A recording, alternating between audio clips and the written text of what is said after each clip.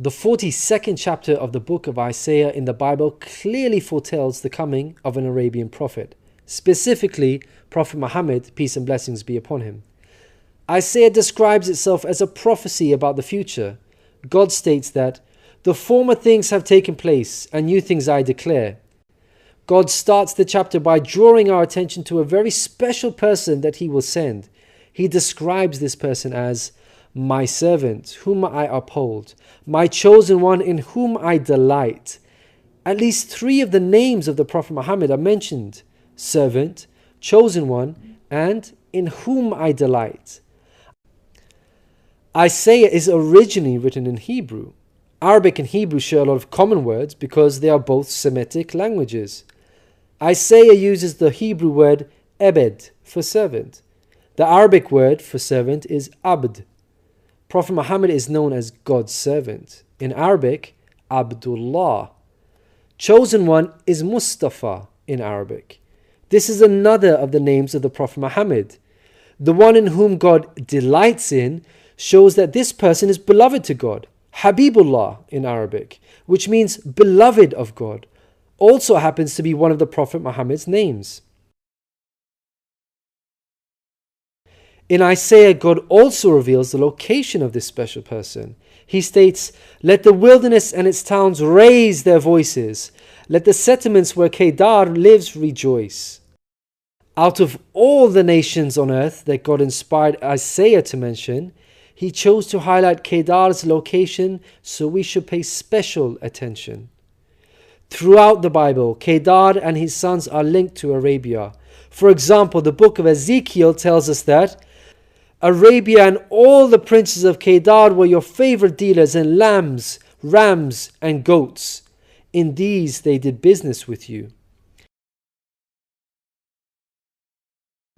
In Isaiah, God goes on to narrow the location down further to a specific city within Arabia.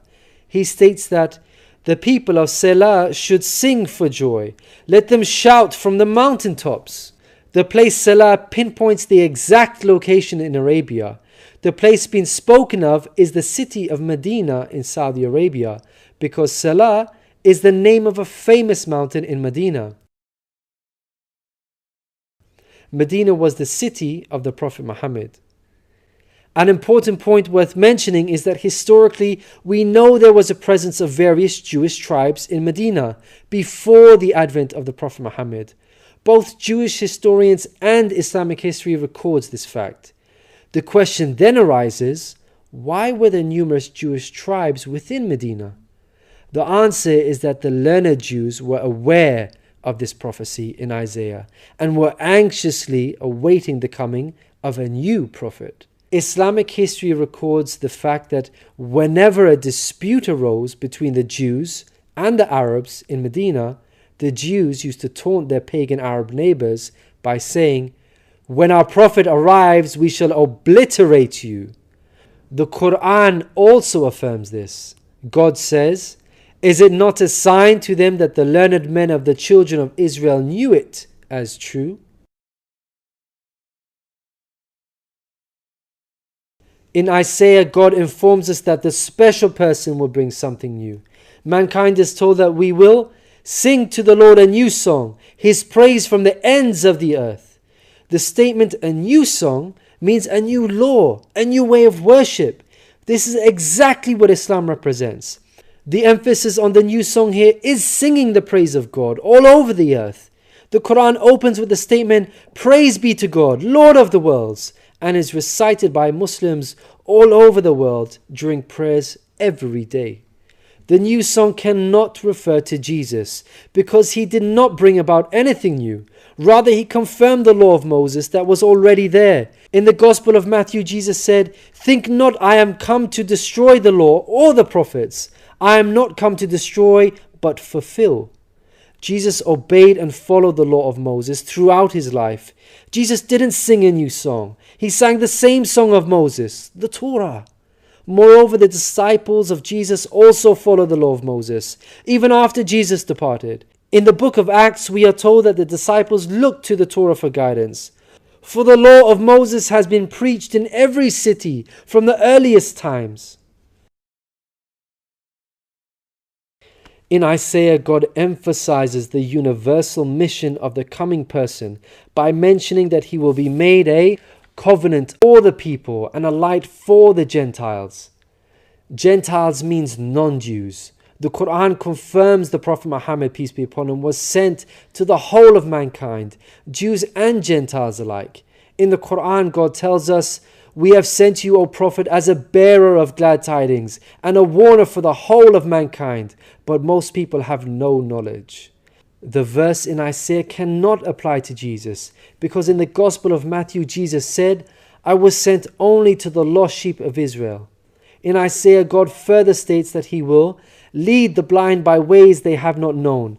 Along unfamiliar paths I will guide them. The pagan Arabs at the time of the Prophet Muhammad fit this description perfectly, because they had not been sent a messenger prior to Muhammad.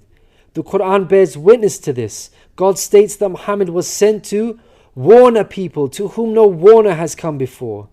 The verse in Isaiah cannot apply to Jesus, because his people, the Israelites, had already received a multitude of prophets from God. In Isaiah, God emphasizes that this special person will be sent to those who trust in idols, who say to images, "You are our gods." The whole of Arabia at the start of Muhammad's prophethood consisted of idol worshippers. Again, this cannot be a reference to Jesus, because his people, the Israelites, were monotheists and not idol worshippers. Moreover, Jesus explicitly told his disciples to stay away from the idol-worshipping Gentiles, the exact opposite of what God prophesied in Isaiah. The Gospel of Matthew tells us that these 12 Jesus sent out with the following instructions: do not go among the Gentiles.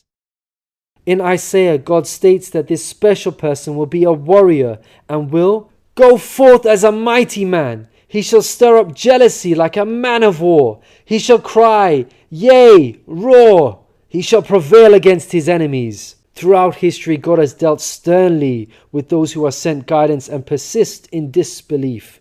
Prophet Muhammad, peace be upon him, had to engage in many battles with the idol-worshipping enemies of God and ultimately prevailed against them. By comparison, Jesus did not triumph over his enemies. According to Christians, he was crucified by them. Moreover, Jesus wasn't interested in fighting. He was not a man of war. He was a pacifist, according to the Bible. He said such things as, "For all who draw the sword will die by the sword," and "My kingdom is not of this world. If my kingdom were of this world, then would my servants fight." In Isaiah, God gives us a list of momentous achievements for this special person. Chief of these is that the idol worshippers will be turned back in utter shame. Not only did the Prophet Muhammad conquer Mecca, the pagan capital of Arabia, but by the end of his life, in just 23 short years of prophethood, Arabia had shunned idol worship and now worshipped the one true God of Abraham. This cannot apply to Jesus, as it was Christians themselves who were humiliated and greatly ashamed for hundreds of years after Jesus. They were persecuted at the hands of the Roman Empire, who were idol worshippers. They executed some of the apostles of Jesus, such as Peter and Paul. Christians were tortured and even fed to the lions. Finally, Isaiah closes with an admonishment from God. "Hear, you deaf. Look, you blind, and see. You have seen many things, but you pay no attention. Your ears are open, but you do not listen. Which of you will listen to this or pay close attention in time to come?" It seems clear that the deaf and blind God is talking about in this verse are those who reject Prophet Muhammad, peace be upon him. Who among you will heed God by acknowledging him? Who will listen and pay close attention in time to come? الذين يتبعون الرسول النبي الأمي الذي يجدونه مكتوبا عندهم في التوراة والإنجيل يأمرهم بالمعروف